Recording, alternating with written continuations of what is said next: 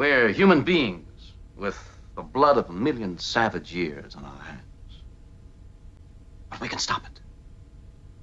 We can admit that we're killers, but we're not going to kill today. That's all it takes. Knowing that we're not going to kill today. Contact Endicott. I think you'll find that they're just as terrified, appalled, horrified as you are. That they'll do anything to avoid the alternative I've given you. Peace or utter destruction. It's up to you. Hello and welcome to Star Trek Mission Report. I'm Josh. I'm Steve. So it's been a while. Yeah, like a week or two, right? Something like that. Exactly. That's where we left off last season. We had to wait 16 season. It's a writer strike. Yes, that was it. Well, and the merger, the Paramount merger, Skydance merger, which thank God they gave us the permission to go ahead with this. So we've been ready. Yeah. You know, we never left this room. Yeah, we've been waiting the whole time. Yeah, the body odor is astounding right now. We'll bring that next time, Smell-O-Vision. Exactly. But yeah, Star Trek had a 59th birthday back on September 8th, which was last week. Day before mine, if you want to send me. Oh, that's right. Yeah. I forgot, Yeah. If you guys want to send me anything, P.O. Box NCC 1701- His cash app is Trek Girl 69. Yes, it gets attention. So, It gets attention. Actually, I wonder if that's a real cash.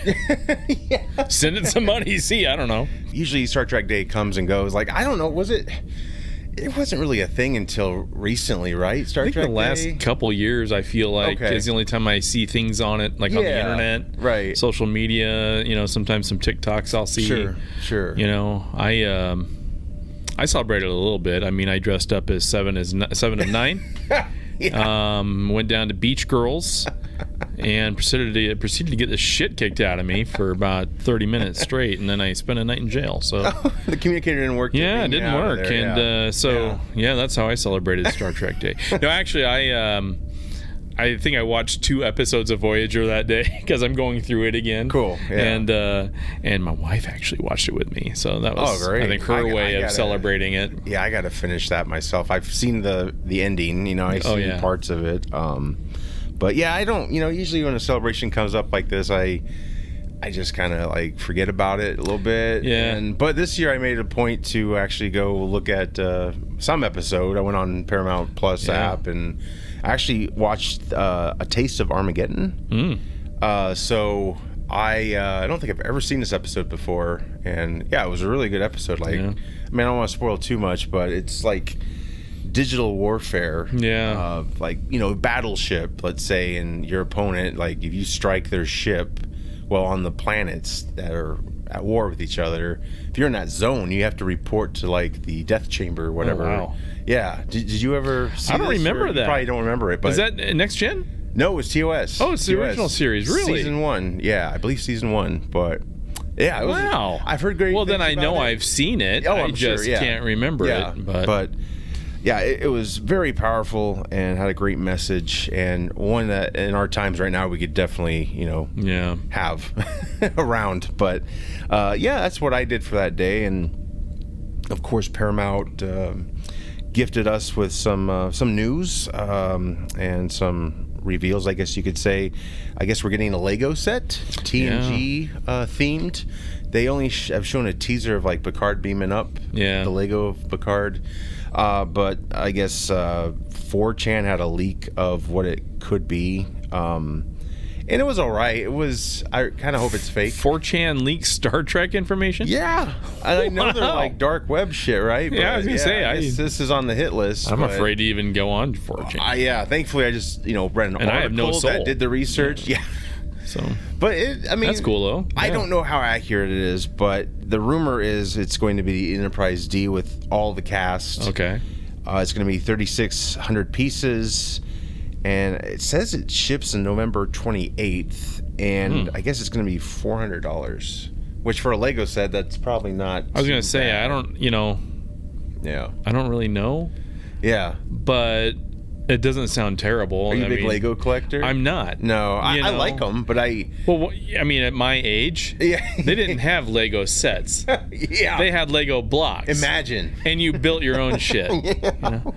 Look at this straight building I just built for the 6 millionth time. That's multicolored. Yeah. It's got some yellow sections. Red, yellow, green, and blue, Now they do windows and shit. Yeah, now it's all, I mean, it's awesome. I mean, I have you been to a Lego store at the Mall of America?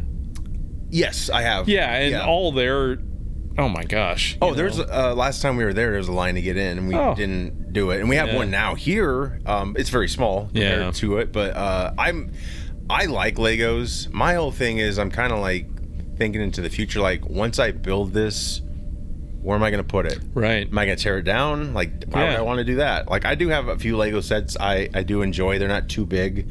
I've got the Ecto 1 I built years back. We did during the pandemic, family got into Friends, the show Friends, and they had that cafe set. That's right.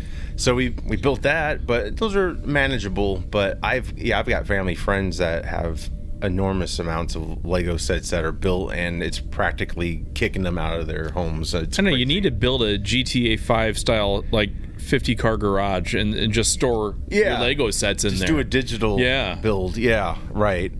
But I don't know if I'll go for this. I like the Playmobil Enterprise they did a few years back. It was very expensive, but you could actually hang it from the ceiling. See, something like that you could do, I mean, that's more manageable. Right. Yeah. And from what I've seen with the TNG, the Enterprise D, it's very kind of pixelated looking. I get Lego sets are supposed to kind of look like that. It doesn't look smooth, so I'm judging its like Picard's head here. Right. Like, this is that might be a Lego or a knockoff, but I got the Enterprise C because that's accurate, Yeah.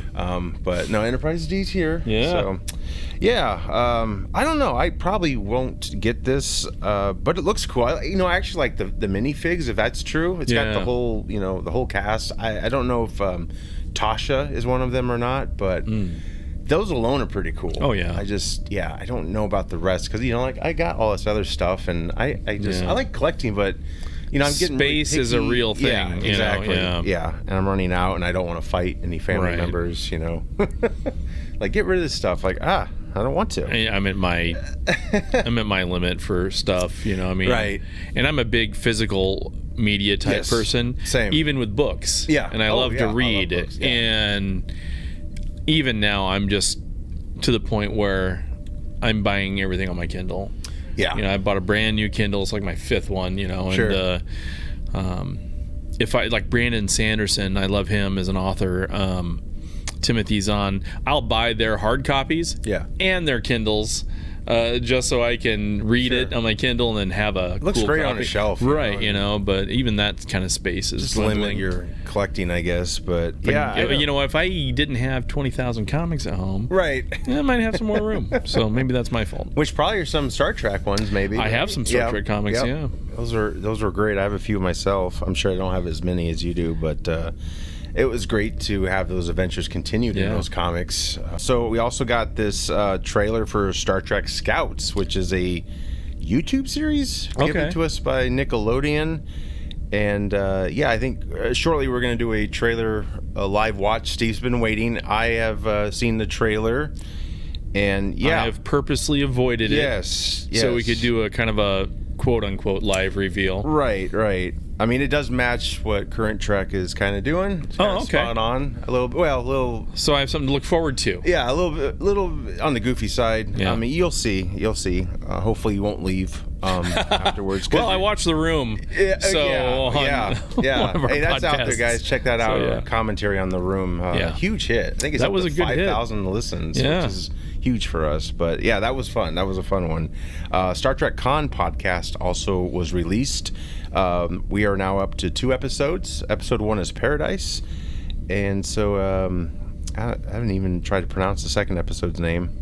I saw that and I kind of was like, I don't remember. Anyway, 2 episodes are out. And and we'll be reviewing the first one in just a minute here.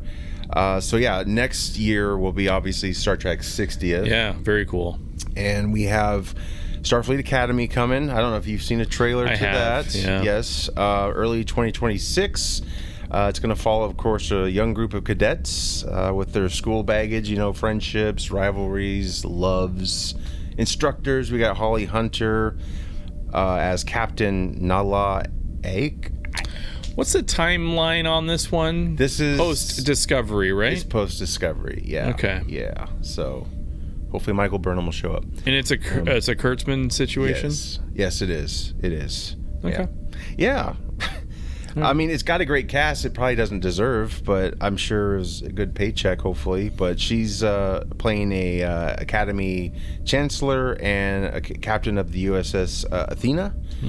And then Robert Picardo is returning as the Doctor. That's probably the one thing that's gonna have me check it out. Maybe the cast too. I confess, I would have to check that out. It's supposedly the same one from Voyager. He aged slowly, I guess. I don't know, but he's so great.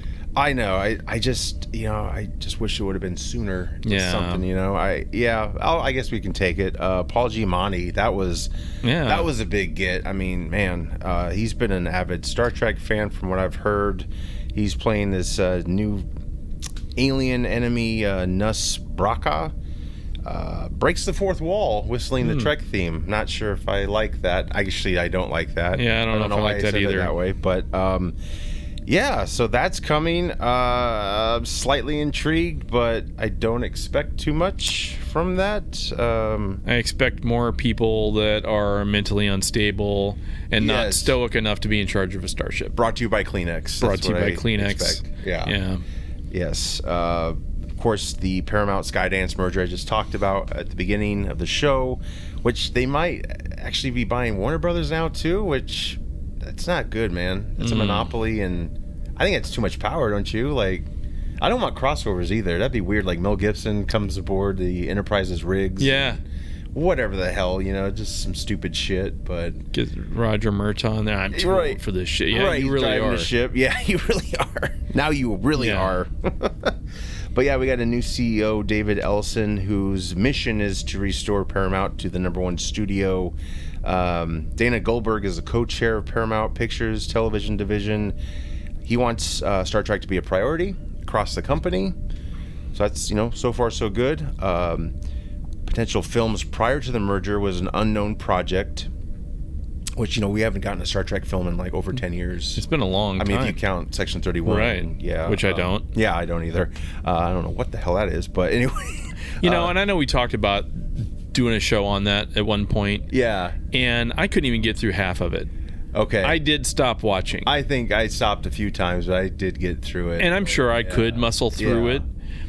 I don't know. Maybe we could do a watch along. That would be fun. We could. Let's do that. I'll because get bulletproof glass in front of my TV, and I'll save the rest of it, and we'll muscle through it together. Steve loved it. Yeah, so great. Yeah, it was wonderful. I love the lead. Yes. Oh yeah. I mean, in everything else. Yes. 100%. Yeah. What? Sorry. I get it. I digress. I know. I don't want to rant, but we haven't been on for a while, and I just kind of wanted to get some stuff off my chest. No kidding, man, for real. It's been too long. Fourth Kelvin movie still talked about from J.J. They're still tossing that around. I don't know. But supposedly he's going to produce a fourth film. Eventually, Steve Hockey will be writing. I don't know what his writing is like. Characters are almost the same difference in age as the original crew from TOS to the motion picture. Right. So that's wild. Like, I don't know, would we get a retro redo on the TMP uniforms or the super tight? I would enjoy it if they did something a little more cerebral. Yeah. Because at this age, I don't need to see junk. Yeah. Out of old people. It was the 70s-ish. It was almost 80. Yeah. Maybe it'll just skip to the maroon. Maybe. I don't know. Of course, Star Trek: The Motion Picture. It's a guilty pleasure of mine. I love it. I've loved it even more as I aged. Love it. I think it's the most Star Trek out of all the films. Yeah. Because really the other ones are more of like a human conflict type deal versus an alien threat, enormous alien threat. Yeah, kind of it's almost more sci-fi feeling than some of the others. Right. Oh yeah, I enjoy that movie a lot. And of course I like the other ones. But it's funny, as a kid I thought the more they made, they got like bigger budgets and so on. I didn't realize like TMP was like the most expensive out of all of them. Yeah. And Yeah, it shows in some spots, but yeah, the costumes are kind of they kind of grow on me a little bit, but yeah, I like. And some of the effects are wonky, but some of the effects aren't. No, yeah, I mean the 4K restoration's pretty damn good. Yeah. I really like that a lot, but yeah, that'll be weird if they bring those characters back. You know, they've gone back and forth for many years. Supposedly they want for maybe the Unknown Project, Toby Haynes to direct. He did Black Mirror's USS Callister spoof episode. I don't know if you caught that. That's very kind of popular. It's a spoof on Trek. I haven't seen it myself, but kind of looks like the Orville sort of. I mean, they can only do so much that is like Star Trek and get away with it. I love the Orville. Oh, I do too. I do too. Talk about something that needs to come back. I wish. But yeah, Skydance, of course, partnered with Paramount for the last 2 feature films.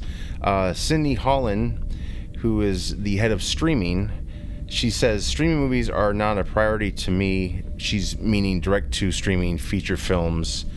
And Chris Parnell has been hired, a former executive for Sony TV, Apple TV. He worked with Trek vet Ron Moore on For All Mankind, which I don't know if you've seen yet. You need to. It's super good. It's on my list, and you'll get hooked. Anything Ron Moore does, I will watch. It's awesome. It's a great show. I think 4 seasons, and they're doing a spinoff. It's a wild time, but it's great. This guy coming from that, like, I have high hopes. That's Yeah, he'll be EVP of Paramount Originals, and he has passions for comics.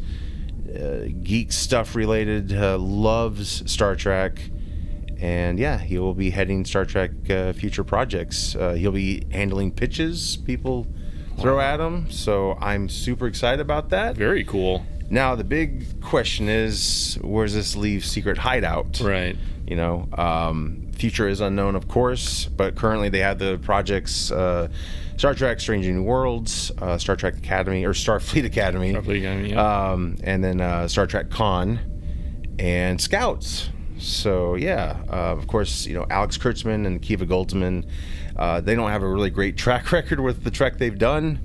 Picard Season 3 was as good as it was because of Terry Matalas. They basically, left him alone to do whatever he wanted. And it showed. It does. Yeah, it did, in a good way. Yeah. Awesome. And Terry Matalas, of course, was a Trek writer, veteran. And, a lot of people felt after his Season 3 like it deserved a series, Star Trek Legacy, which didn't happen, unfortunately. He's moved on to Marvel now. He's showrunning Vision Quest. Okay. Which I'm excited about. That's, Vision, the White Vision, whatever.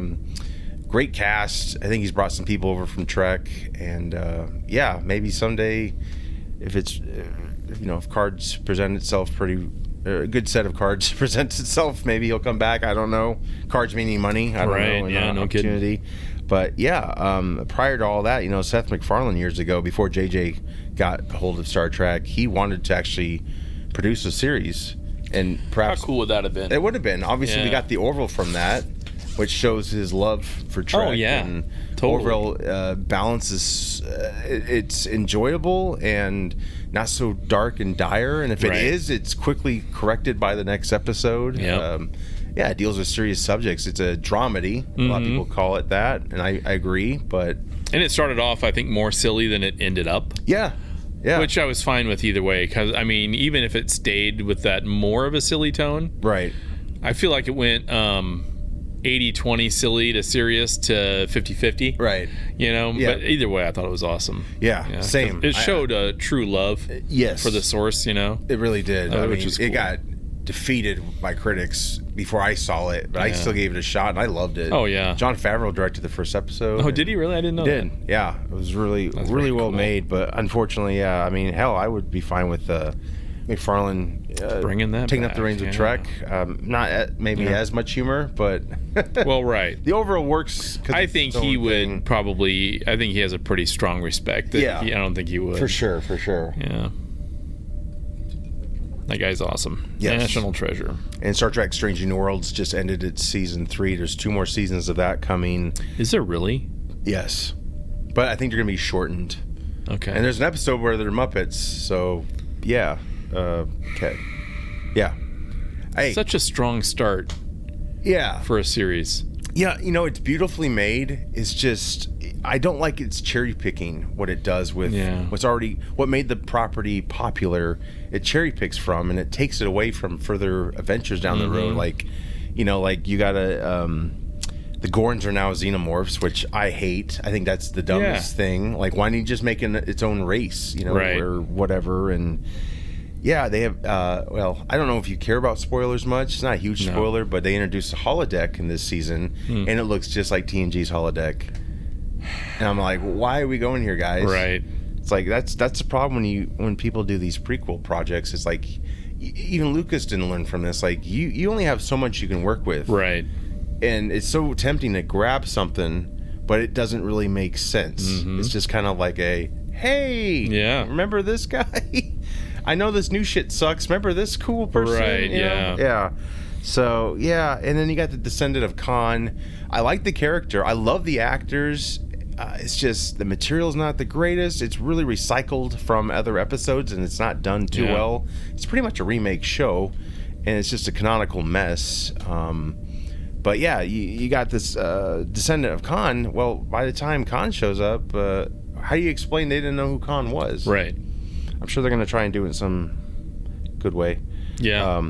But they also want a Kirk spinoff, which was TOS. So I don't know how you're going to do that. Yeah. But yeah, it's CW level writers are basically doing this show, and it shows. And so if not, it's all AI at this point. Well, who knows? Yeah, I mean, it's crazy. It's just the originality is just out the window, and you still look at Ron Moore. Look at what he's done since then, and it's like all these veterans. It's like, I don't know, these new people in charge I don't know, they just don't want to hire people who've worked on the show and made it what it was. It doesn't make sense. No, they just, it's that common thing nowadays of just taking something and wanting to put their own spin and twist on it. Yeah. And, it's like that, then now they own the real estate. It's like, make your own fucking show. Yeah. You know what I mean? It's like, it's like you bought the Addams Family house and you turn it into a sterile looking McDonald's. Right. That has no character at all. Right. That's what's happening. Just has them as toys. Yeah. Pretty much, yeah. And of course they have Discovery under their belt, which Again, that was pulled from Brian Fuller, who was the original creator of that show, who was a veteran of Star Trek, and he did Hannibal. And, he got let go from the Friday the 13th prequel series that's coming out. It's being filmed right now, I believe. So maybe it's him, or it's just maybe people making decisions that just don't know what the hell they're doing. Right. They don't know what they have.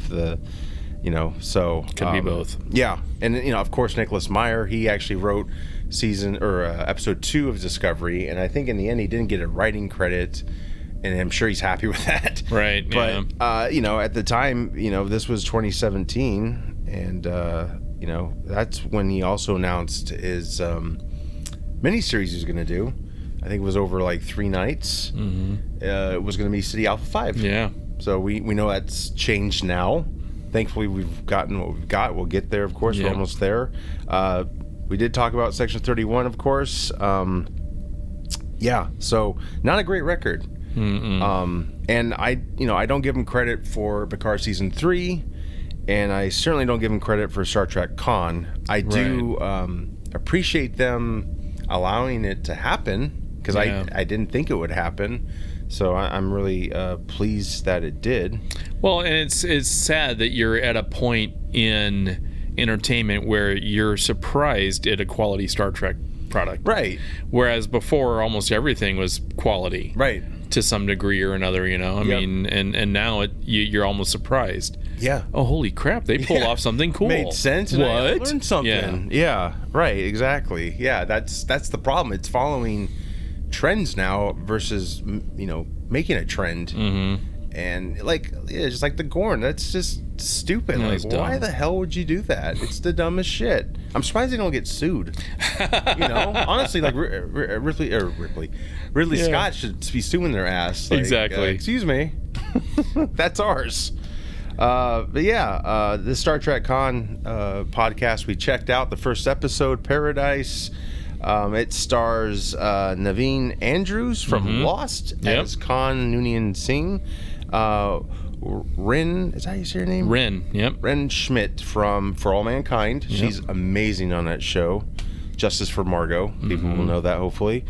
She's playing Marla McGivers, which is the historian from Enterprise. Space Seed, yep.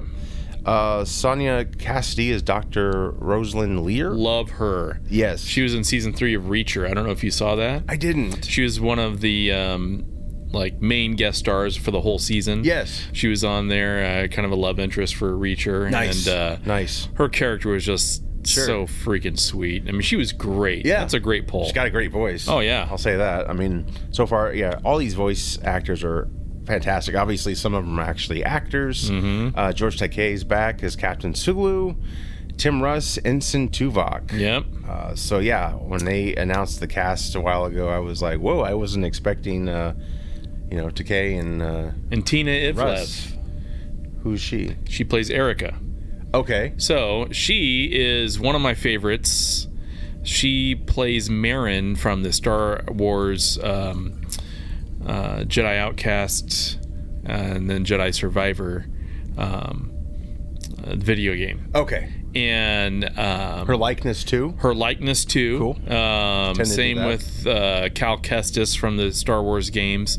They look exactly 100% like their characters. Wow, that's cool. And her voice work is just phenomenal. Nice. Probably my favorite character in those Star Wars games. That's so cool. To see that she was in this, I'm like, oh yeah, I'm sold. Right. Yeah. I don't care how if it's terrible, I'm still gonna listen to it and love it. Sure. But fortunately, at least after the first episode, was not terrible. Right. So of course. Yeah. Yeah. So I was just really pleasantly surprised when I saw that. Yeah. Because it didn't even occur to me at the time when I was listening to it. Absolutely, yeah. No, that's awesome. Yeah, I like all these actors I've heard. But yeah, like I said, this was first developed in 2017. 2022 became a podcast.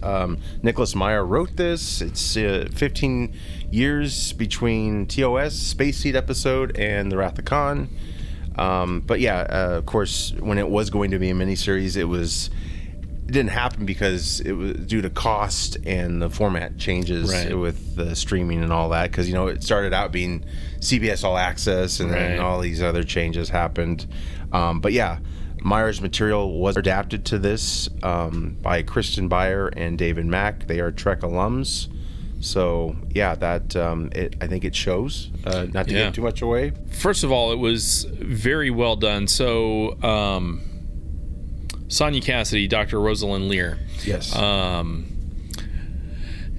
She's kind of looking into the whole Kirk Khan debacle, what happened there. There's a lot of almost political intrigue, as to what she's looking into and wanting to investigate. And, so there's a lot of callbacks to Space Seed and some of the things that happened.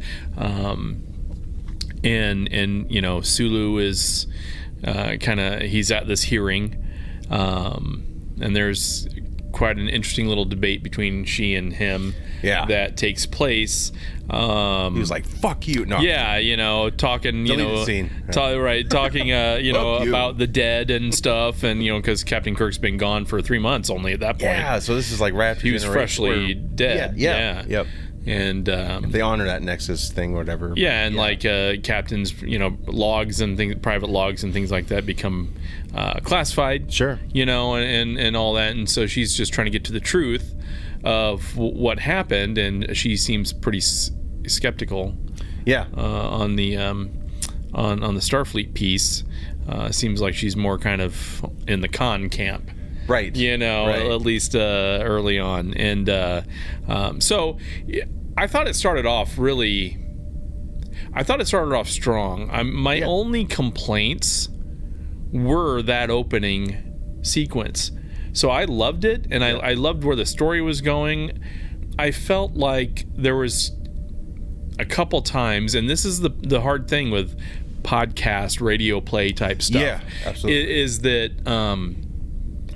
there was a couple times where I felt like, and I hate to say this, but with George Takei, I felt like there were times where he was just phoning it in, reading, Oh, and then other times where he displayed some really great emotion as Sulu. Right. You know, like there's one line where he's talking, and I'm like, yeah, you know, it really sounds like he's just reading that off of a piece of paper. Right. But then his next line, I'm like, oh, geez, he sounds pissed off. You know? Right. So it was it was kind of a mix of that here and there, and I bet you know, as someone who's not a voice acting professional, I mean, I imagine that can be difficult, and you're dealing with a lot of dialogue to work with, right? You know, so as great as Sonya Cassidy is,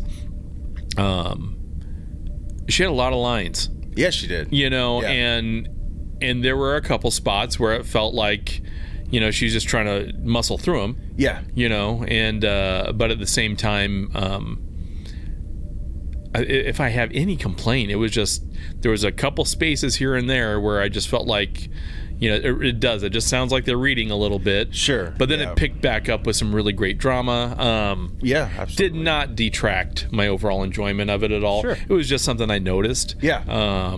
Gotcha. But, you know, I'm a guy that grew up and still to this day listens to old classic radio TV show, well, not TV shows, but radio shows. Oh, yeah. That turned into TV shows. Yeah. You know, like the classic Gunsmoke, and you know, oh, sure. I listened to all sorts of stupid, weird, old-time radio programs, and so when I hear that, it stands out a little bit. You know, of course, But again, overall, it was great. I really liked how they Tim Russ enters in.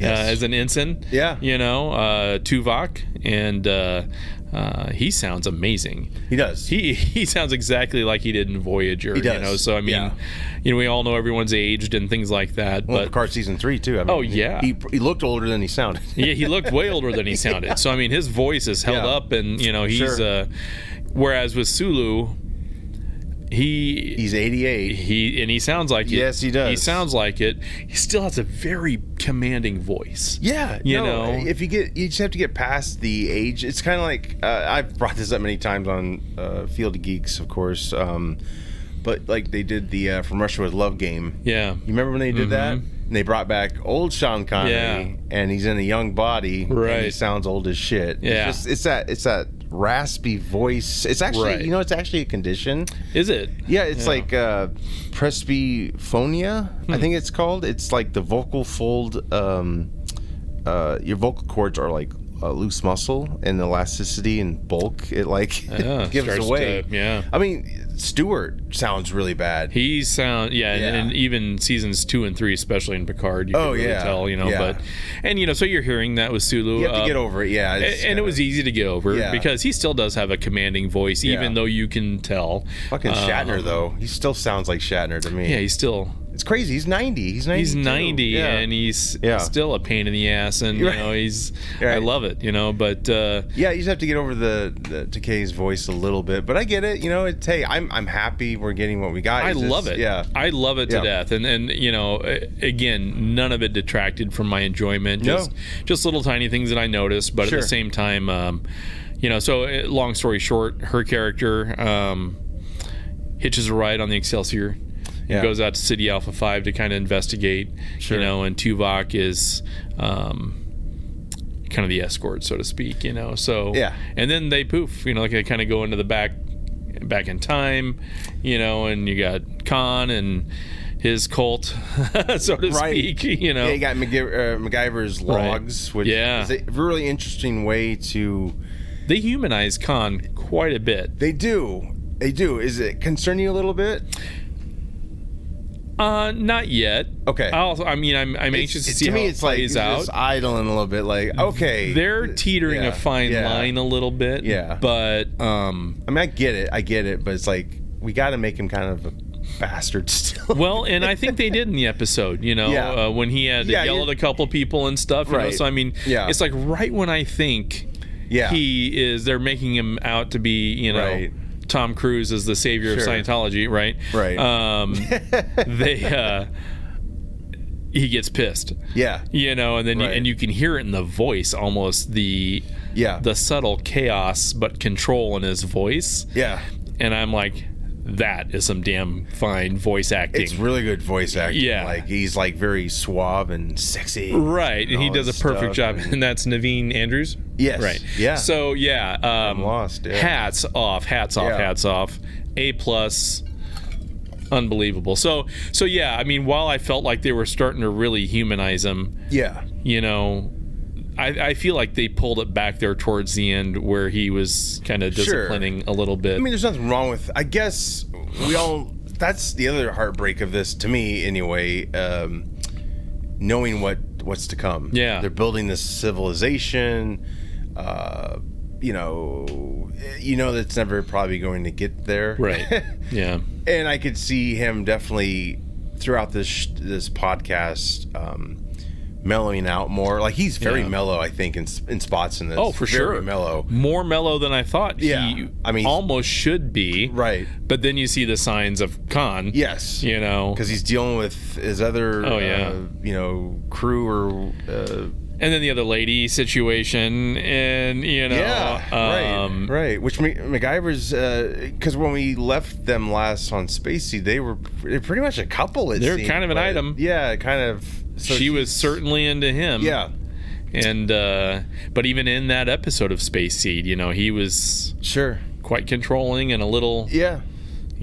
So the honeymoon phase is pretty much over because he's like, I'm not your woman, and he went back to that a little bit in this episode. Yeah. You know, and so for me it was like, all right, I thought they were going to make him a little bit too soft and make him out to be just the hero, and yeah, I don't think they're doing that. I think if they just keep doing what they're doing with him, I'll be happy. But I don't want him being like Mr. Rogers at the end. Like, okay, right? Because he's a complicated guy. He's an anti-hero, I guess you could say. But definitely in Star Trek 2, it's like total dickhead enemy, villain guy. But what drove him there? I mean, that was kind of the cool part of Star Trek 2, and even Space Seed was. It kind of ended on a high note, right? A little bit, but I mean, it started off on a high note. Hey, they saved him. Right. Guy turns into a fucking douchebag, you know, and then, all right, fine, we're just gonna let you go, and you know, they were given paradise, which becomes hell, basically. Exactly. And so obviously, we do know they do marry eventually. Spoilers if you watch Star Trek 2. It's interesting. She's trying to. Is it them that got married in Star Trek 2? Because I don't recall MacGyver's name being said. Well, I don't think they ever said her name. So maybe it was this other lady that... Maybe? That would be crazy. That might piss Wouldn't that be off. crazy? Yeah, I don't know. So I don't know either. Maybe, I always assume that. And if there's book stuff out there that I may not be familiar with, I don't know. I mean, there's so much out there, it's hard to say. But, she's trying to fit in with everyone and proving her worth, basically. I love her schooling him on history. Yes. In that one little scene there. Yeah, which is from like Red October as well. They use that. I love that line. That's where she really laid the hammer down, I thought. And in a very Ricardo Montalban, very like, you clever girl, or whatever he says, you're very clever, just the way he says it. I'm like, oh man, this is really sweet. He makes it his own, but he's still not trying to copy. Nope. It's the best Khan we've gotten since Montalban. Yeah, I don't think he's copying Montalban, but he's got the character of Khan. Yeah, and I just oh boy, I mean, because those are tough shoes to fill. It's very in-depth, three-dimensional type of character we're dealing with here. He's even on the artwork of the podcast, which is really cool. He's holding like the baby insect thing, right? And so great. And also there's a conflict in the group. I was like, okay, now everything's perfect. Right. You have these other people are like, this is bullshit where we're at. Oh, yeah. Blah, blah, blah, blah, blah. So, there's a lot to come of that. And, of course, Dr. Lear, back into their present time frame, she doesn't have much time to study all this, all these logs, these tapes. Exactly. I love how they say tapes. 5 days. Yeah. You get 5 days. She needs like 5 months. Right. You can use a computer to help out. So we'll see how that goes. But, a lot of things are... in the past are happening, so it's going to be really interesting. I really dug coming back to see Alpha 5, the familiar sounds. The sound design's great. The whole communicator thing. Oh, the beaming, I mean, TOS everything. sounds they have in it. It's wonderful. But yeah, when they returned to Sea Alpha 5, I was thinking, shit, is Reliance Crew still there? But I'm like, no, Kirk picked them up in 3. So I was like, yeah, because when they beamed down, I'm like, where the hell is Reliance Crew? Right. But I guess it would be dumb for them to leave them there the whole time. But they act like they never went back. So that's why I was thinking, like, okay. So, but I love these log tapes they've found. It's really interesting. Makes you wonder, how different the miniseries would have been. Like, I don't even know if they would have even bothered doing this, like, present day stuff. Maybe that was added. I like it. It's an interesting way into it because, when they did the cast announcement, I was like, that's interesting with Sulu and stuff. I love it because, with almost every Star Trek, you don't really get follow-up. Exactly. Exactly. And so when you have the follow-up to such classics like this, especially Space Seed, and Star Trek 2, it's like, you get to go back and visit this, but in a completely different way.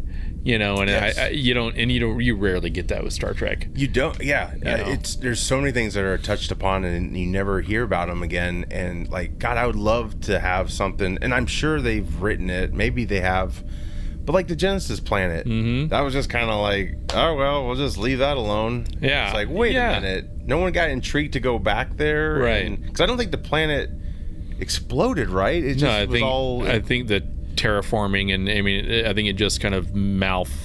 Yeah, it was unstable. He used protomatter, right? Whatever that is. And it was a Diet Coke. It was a very, very convenient. I felt like Genesis was more of a plot device than actually something that they could flesh out more, right? And that's fine. Yeah. But it's just interesting that they would have perfected it more and actually made it work. Right? Maybe. I don't know. Oddly enough, I think Roddenberry produced a series in the 70s called Genesis 2. Oh, did he? I think it was called that. I was like, yeah. But obviously that predates to Wrath of Khan, and I don't even think Roddenberry wrote Wrath of Khan, so like all that's just kind of it was still Myers doing. I love this concept because it takes us back, it lets us revisit with a completely new spin. Yeah.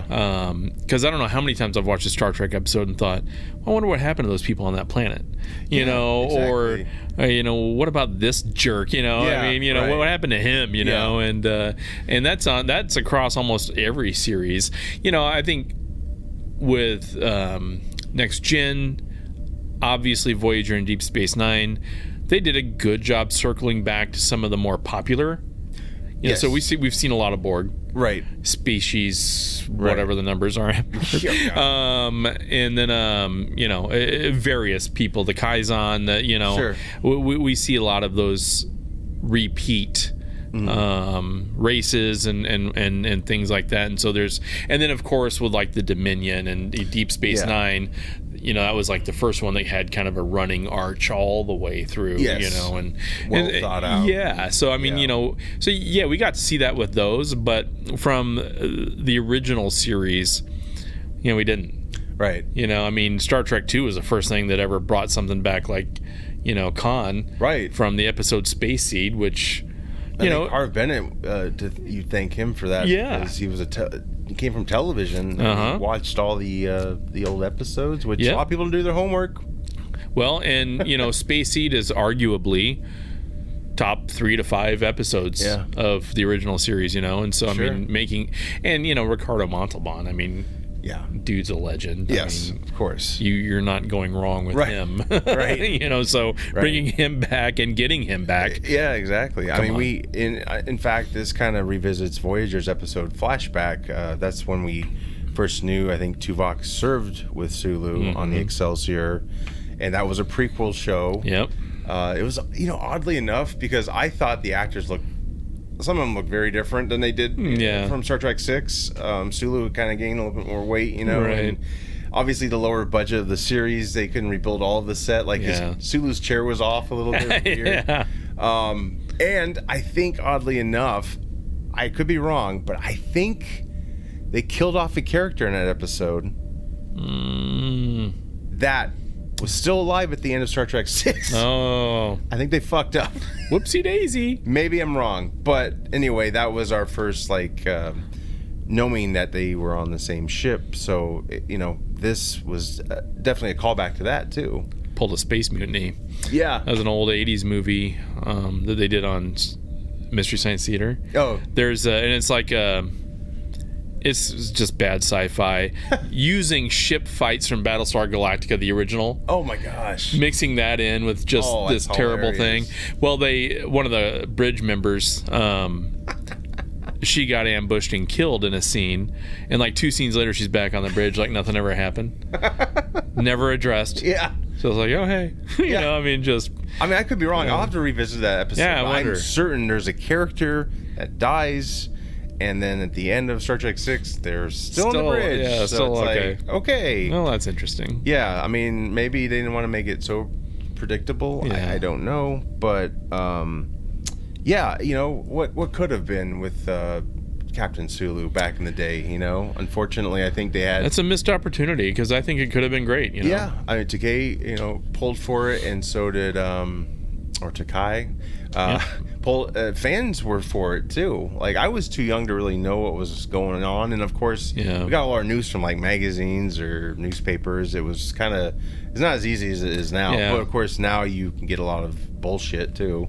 But yeah, that's And Excelsior was a cool ship. Yeah, You know, I mean, there was a lot of cool concepts there. yeah, And, I would have loved for them to have like a mini series or something, and you know, this is as close as we're gonna get. Yeah. So I'm sure when Flashback happened on Voyager, people were, you know, tickled like, oh, sweet. Oh yeah. But yeah, I'm excited that this crew gets a new life. Yeah. Me too. It's gonna be very interesting. So I mean, obviously this is years after Star Trek 6, and it's 70 years. If you go by generations, it's like 70, 75 years before TNG. Right. So trying to kind of figure out where we're at in the timeline. And yes, Takai, whatever, his age kind of like stretches, like you wouldn't really be this old, but I don't know. It's like I said, or you said too, you get over it. You get over it. You notice it. He has a cold. He has a cold. You notice it, but you're over it. He didn't get his coffee. You Right. know, he needs that. But I take it you'll listen to. Oh, I'm the other excited to ones. listen to the other ones. Yeah. Episode 2's out now. Whatever it's called. Yeah. What is it called? Okay. Scheherazade. I don't know. That sounds good. Hopefully they'll say it in the episode, Sure. and then we can not sound abjectly stupid anymore. You know, because I don't know how I'll it's just pronounced. put like an Right. an editor read over. Of, So blatant. yes. Yeah. Yes. In like a woman's voice. Yeah. Voiceover. The secret word is. I'm looking forward to it. Like I said, I almost listened to episode 2 today, but I didn't want to like screw up the review of this one. But yeah, it's very good. Do we know how many episodes are going to be? 9, I believe. 9. Yes, and there'll be weekly episodes. And right now, I think the first 2 are going to be free on YouTube. So yeah, that's how I listened to it. I helped me not listen to any ads with it, so that was great. There you go. Yeah, I listen to the ads. Yeah, I listen on Spotify, and you can easily just fast forward them. Yeah, But yeah. I mean, I mean, gosh, you know, I don't know. We're spoiled these days, and like back in the day when I would watch a Star Trek episode on TV, yeah, you had commercials, so I guess it's kind of like a throwback. Well, yeah, and it's tougher here because you're just listening. Yeah. And it's kind of quiet, and it gets very quiet, and then all of a sudden, you go from a character talking about something to, do you have erectile dysfunction? So you're like, what the hell is happening? Set phasers to no. Set phasers to not happening. Raise the toilet paper. Right. Yes, I know that takes Beam me out of it. down. Beam me down. And flush. No, but I look forward to more Khan. Same here. It's the most. I haven't been this excited, I think, since Picard season 3. Well, yeah. Again, it's one of those things where you're surprised that there's a great Trek project out there right now. Right. There's a lot of properties happening right now, but how good are they? And that's the whole thing. Like, we talking about just now with Sulu, what could have been. Perhaps back then, they were focusing on TNG and launching Deep Space Nine and the other Voyagers and all that stuff and the movies. So I think it was in their best interest to maybe not take their eye off the ball and just concentrate on quality. And unfortunately, that Sulu fell through the cracks. But I think it's better than if it was rushed and just kind of shitty. Yeah, you know? 100%. Well, I just wish they'd have focused on quality in the last 10 years, you know. Exactly. I know. I 100% agree. And it pains me to not like New Trek because the star power they get, the budget they get, and the writing is just not good. And it's where you have shows that have maybe some cool moments. Yeah. But the consistency's not there to pull it all together, you know. There's no water cooler moments, really. It's all been copied or done before, and all it's got going for it is its flashiness. Talking mostly about Star Trek Strange New Worlds, which I think is better than Discovery, don't get me wrong. And season 1, I did like. Yeah. You know, I wouldn't say it knocked me off my socks or knocked me out of my socks or anything like that, but I did enjoy it. And I thought Anson Mount, I mean, he was a cool captain, man. Yeah, you know? I just wish they could have been. I don't know. I wish they just could have been more appreciative to the past, the past looks, and just do their own thing. I mean, they kind of did do their own thing in the end, but you know, like I said, like you could. You go back to TOS, you can make that stuff look very attractive. Still, I believe it is what it is. Muppets. Yeah, right. Yeah, that's the thing. Every episode is a gimmick. Every freaking episode. And speaking of gimmicks, we're going to probably end this show with a nice viewing of Star Trek Scouts. So I will try maybe to blur it and put it down here in post. Okay. Because, you know, people can do that sometimes. They'll mirror it or something. So we'll see what happens. If I get like a copyright, then nothing will be here. Nothing, Just our faces, our happy faces. You'll see me listening to it and watching it on my phone. Yes. So let me... I'm sorry. I'll pull up another video. Sorry, Jim. Actually, I'll just start it and... All right, Scouts. It's Asteroid Blast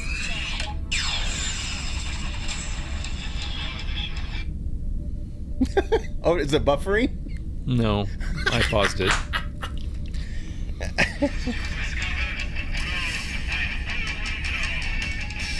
the asteroid deflector wing. On it like a comet, JR. Oof, that didn't work. Creature mode, reach! Whoa, awesome.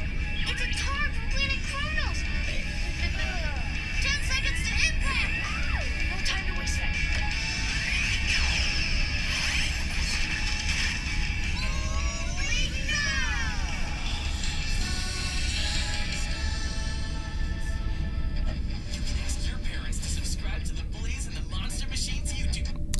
You can ask your parents if you can bite down on your glass molar of cyanide. That would be more enjoyable. They launched a giant hammer in space. Isn't that cute? And it's definitely for like preschoolers. Reed Richards, the Vulcan, is reaching his little mechanical arm there. So, okay, I get it. It's a kid's show. Yeah, but why? Fine. Yeah. But yeah, why? Yeah. A kid could watch Star Trek, at least the old Star Treks, and get something from it. They didn't have to be so dumbed down for them, you know? I was 5 years old when I first saw The Devil in the Dark on the original series. Right. This was 1974, so it was already in reruns. Yeah. And it made me a Star Trek fan in the life. Yeah. If I would have seen this, I already want to hang myself. I don't need this to make that even happen further. Steve's going to start watching these shows for us, and we'll have a review next time. Yeah, so how do we get Steve to never appear on a podcast ever again? How's that review coming? Click. What? Wow. Hello? No, that's crazy, isn't it? Yeah. God, I hope Kurtzman sticks around. I hope thank God for him. Ooh, boy. What is happening? And like I said, I get it. We're not that audience. Yeah. We're not the intended audience for that. Is there an audience? Is there an audience like for Jimmy that? Neutron looking. Right. Like... Is this strictly for like the age 3 to maybe 5 set? 6? You know, I don't know. Right. Yeah. That's very specific. Yeah. It doesn't know what like a lot of this new stuff doesn't know what Star Trek is, I feel, you know. It just Kurtzman isn't a fan of Star Trek, so not surprising. And he's in charge of it, you know. Right. So I'm really hoping, like I said, it pains me because I see all these like new alumni at the conventions, like not in person, but I see them interacting. There's some goodness there, but it's mostly like shit, unfortunately. And it's like, I would hate to like ignore what they've contributed. Yeah. I've heard Prodigy is amazing. I've heard that too. Got canceled way too early for this Scouts probably, which okay. And Lower Decks was interesting, but I felt like it was really like kind of very self-aware and kind of made fun, you know? Like I didn't really want that type of comedy in Star Trek, I guess. So I don't know. It's certainly a variety, let's just say. It's a huge variety. Yeah, I don't know. I'd rather rewatch The Room. Yeah, right. Like 6 times in a row. Right. Yeah. Well, you know, thank God we got the old episodes and movies and such. But which is why I'm rewatching Voyager again. Yeah. I'll probably throw Deep Space Nine in next, and after I finish up with Voyager. That's something I want us to talk about eventually, review. The DS9 documentary, What We Left Behind, I actually saw that through a Fathom event. It was really awesome. I got a little poster. Oh, yeah, Still got my ticket stub attached to it, but I'd love us to review that sometime down the road. We will definitely... I said this last time, but we for sure will come back. We're going to be back a lot sooner and a lot more often. Yes. The next couple of times might be virtual type situations. Might have to, yeah. You're going to see Alpha 5. You're going to see the Alpha 5 for 3 months. They have an In-N-Out burger there. Yeah, they have, they have really good food. But high fiber. Yeah.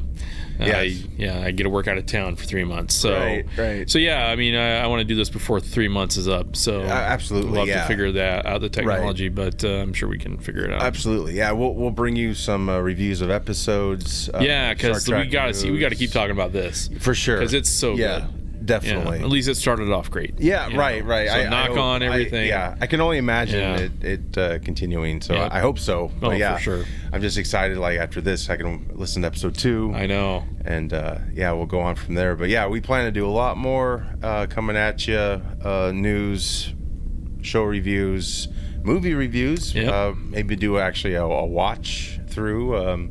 Maybe a commentary crossover with Field of Geeks at the Movies. Maybe, like I think we should do a commentary on Section 31. Yes. Because I think that'd be fun. Open bar? Just completely destroy it, and have some fun with it. That's going to be hard. Yeah, it's going to be super hard. I know. It's like having to riff Lord of the Rings. It's just that high quality, right? I just, Michelle Yeoh, usually the move you make after you win an Oscar is a very delicate one, and this was, thank God she's got Wicked to fall back on, let's just say. Right. But, yes. That's it for today. Yeah. With that said, we will be back. I'm Josh. I'm Steve. Thanks for joining, and live long and prosper.